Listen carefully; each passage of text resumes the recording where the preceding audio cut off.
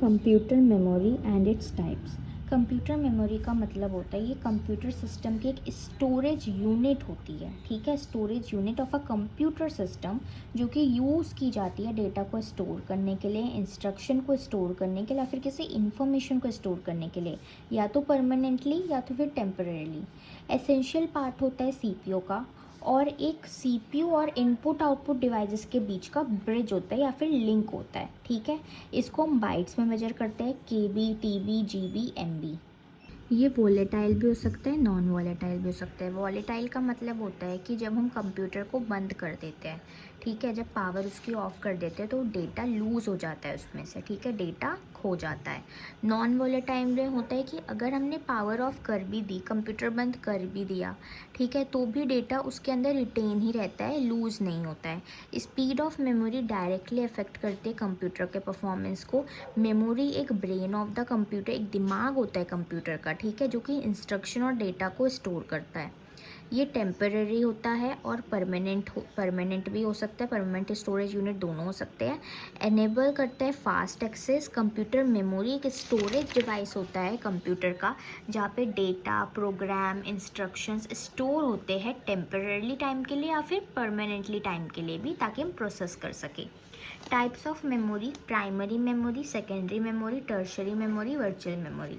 Primary memory को क्या होता है कि हम डायरेक्टली सीपीयू में एक्सेस कर सकते हैं, ठीक है। ये फास्ट होता है लेकिन लिमिटेड स्टोरेज कैपेसिटी होती है। इसके भी 4 टाइप्स होते हैं: RAM, ROM, cache memory, registers.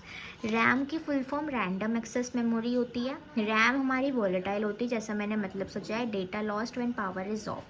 Stores currently running programs and data, जो कि करेंटली प्रोग्राम रन करते हैं, उसमें डेटा रन करते हैं, वो उसको स्टोर करता है। इसके 2 टाइप होते हैं, S RAM, D RAM. S मतलब स्टैटिक रैम होता है, ये फास्ट होता है और ये हमारा कैप मेमोरी में यूज़ होता है। डी रैम हमारा डायनेमिक रैम होता है, ये स्लोअर होता है, ठीक है, और मेन मेमोरी में यूज़ होता है। रोम का मतलब होता है read only memory. Read only memory ये हमारी नॉन वॉलेटाइल होती है, ठीक है। ये स्टोर करती है परमानेंट इंस्ट्रक्शन को, ठीक है। Types: P PROM, E PROM, double E prom.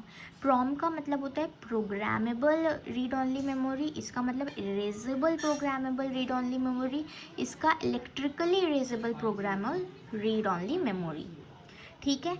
ये सिर्फ एक टाइम लिखने के लिए होता है, राइट करने के लिए होता है। Then permanent store, only one time आप राइट करोगे, फिर परमानेंटली इसको स्टोर करोगे। ई प्रॉम में आप रेज कर सकते हो डेटा को थ्रू अल्ट्रा वायलेट रेज, ठीक है। इलेक्ट्रिकली इरेजेबल प्रोग्रामेबल रोम में क्या होता है कि इलेक्ट्रिक चार्ज से डेटा को रेज कर सकते हो, ठीक है। तो ये प्रोग्रामेबल, ये रेजेबल, ये इलेक्ट्रिकली रेज कर सकते हो। इसमें अल्ट्रा वायलेट रेज से आप रेज कर सकते हो, और इसमें आप सिर्फ एक ही टाइम लिख सकते हो और परमानेंटली स्टोर कर सकते हो प्रोग्रामेबल में। कैक मेमोरी क्या होती है? ये बहुत फास्ट होती है, ये वो मेमोरी होती है जो सीपीयू और रैम के बीच में होती है, ठीक है। ये फ्रिक्वेंटली यूज्ड इंस्ट्रक्शन स्टोर करता है ताकि हम क्विकली एक्सेस कर सकें। स्मॉल होता है, छोटा होता है, स्पीड ज़्यादा होती है। Temporary storage area with in a computer, एक टेम्पररी स्टोरेज होता है कंप्यूटर के अंदर जो कि फ्रिक्वेंटली एक्सेस डेटा, जो कि हम डेटा को कभी यूज़ करते ही रहते हैं, कभी ना कभी मतलब यूज़ करते रहते हैं, फ्रिक्वेंटली यूज़ करते हैं, तो उसको वो स्टोर करता है और इंस्ट्रक्शन को स्टोर करता है from main memory. Main memory से, ठीक है, एक कंप्यूटर के अंदर टेम्पररी स्टोरेज एरिया है। मेन मेमोरी से जो इन्फॉर्मेशन और डेटा फ्रिक्वेंटली जो हम यूज़ करते हैं रोज़मर्रा की ज़िंदगी में, उसको वो स्टोर करता है अपने टेम्पररी स्टोरेज एरिया में, ठीक है। रजिस्टर्स जो हमारा होता है वो सब स्मॉलेस्ट होता है, फास्टेस्ट मेमोरी होती है एक सीपीयू के अंदर। ये टेम्परेरी डेटा को होल्ड करता है, इंस्ट्रक्शन को होल्ड करता है, ठीक है। हमारा प्राइमरी मेमोरी के 4 टाइप्स थे: RAM, ROM, cache memory, registers. Secondary memory directly हम सीपीयू से एक्सेस नहीं कर सकते। इसमें हमें इनपुट आउटपुट ऑपरेशंस की रिक्वायरमेंट होती है।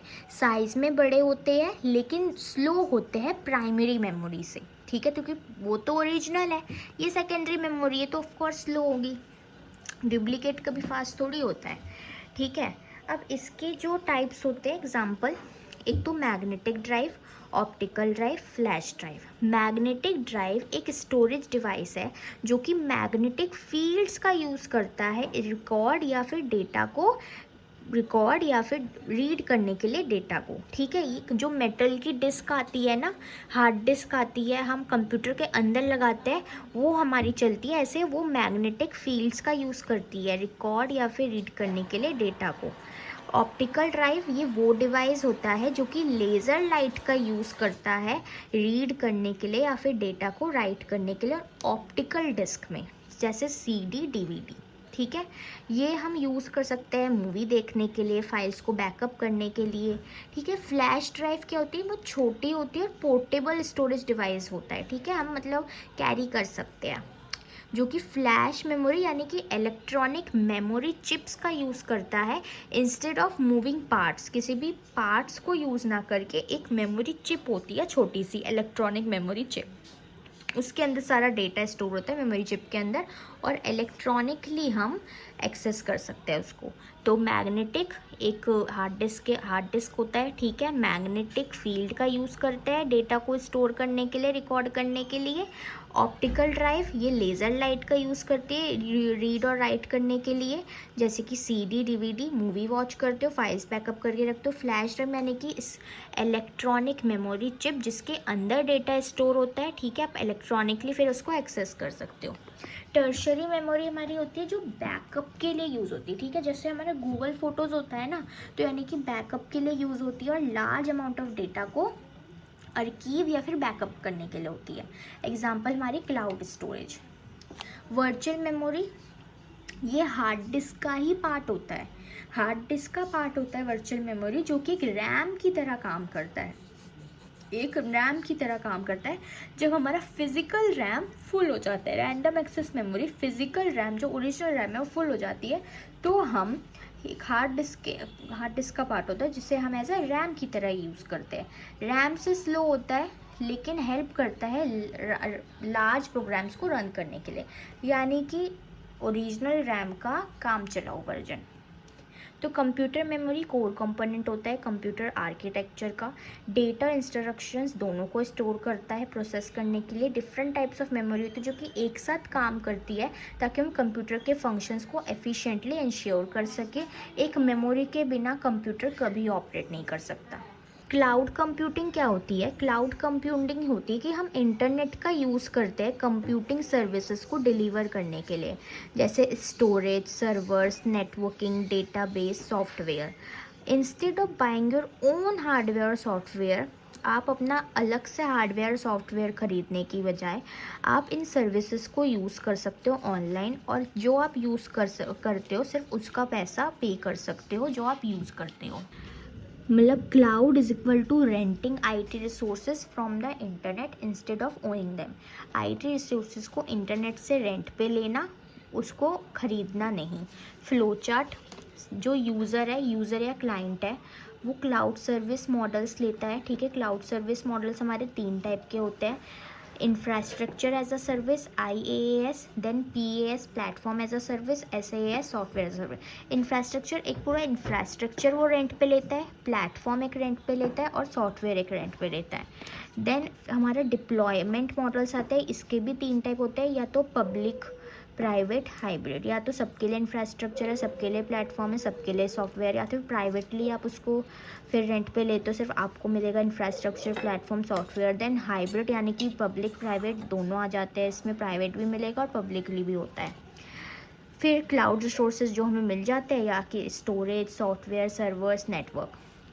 तो इसका ये है बेनिफिट्स, कॉस्ट सेविंग है, ठीक है, कोई ज़रूरत नहीं है आपको अलग से एक्सपेंस उठाने की, सर्वर्स लेने की, ठीक है। स्केलेबिलिटी, आप इजीली इंक्रीज़ या डिक्रीज़ कर सकते हो, कम ज़्यादा कर सकते हो resources according to your need. ठीक है। एक्सेसिबिलिटी है, डेटा और एप्लीकेशन अवेलेबल होते हैं हर टाइम, एनीवेयर और एनी डिवाइस। ठीक है। ऑटोमेटिक अपडेट, सॉफ्टवेयर और सिक्योरिटीज़ अपडेट्स ऑटोमेटिकली जो क्लाउड प्रोवाइडर होते हैं जो हमें प्रोवाइड कर रहा होता है वही हैंडल करता है, हमें देखने की ज़रूरत नहीं है। Backup and recovery, data store होता है सेफली और रिड्यूस करता है रिस्क ऑफ लॉस। एग्जाम्पल, अगर आपका लैपटॉप क्रैश हो जाता है तो आपकी फाइल्स जो है वो ड्रॉप बॉक्स में रहेगी और सेफ रहेगी। ठीक है। चैलेंजेस क्या होते हैं? एक तो सिक्योरिटी एंड प्राइवेसी इश्यूज आ सकते हैं। सेंसिटिव डेटा क्या पता हैक हो जाए अगर प्रोटेक्टेड ना हो। इंटरनेट डिपेंडेंसी, सर्विसेज जब भी वर्क होंगी जब गुड इंटरनेट कनेक्शन होगा। लिमिटेड कंट्रोल, यूज़र के पास कम कंट्रोल होता है क्योंकि रिसोर्सेज जो क्लाउड प्रोवाइडर है वही मैनेज करता है। लॉन्ग टर्म कॉस्ट, अब जब आप रेंट पे लेते हो, ठीक है, तो कभी कभी ऐसा होता है जो मंथली ईयरली का खर्चा होता है ना आपको देना पड़ता है, समटाइम्स वो आप एक हार्डवेयर ख़रीदने से भी ज़्यादा पड़ जाता है आपको। Data transfer problem, huge amount of data को between providers can be slow और difficult. Huge amount of data को आप शिफ्ट नहीं कर सकते आसानी से, वो स्लो हो जाता है और डिफ़िकल्ट हो जाता है। ठीक है। एग्जाम्पल वही जो हमने software as a service, infrastructure as a service and platform as a service. ठीक है। Software as a service Gmail, Zoom. Infrastructure Amazon web services.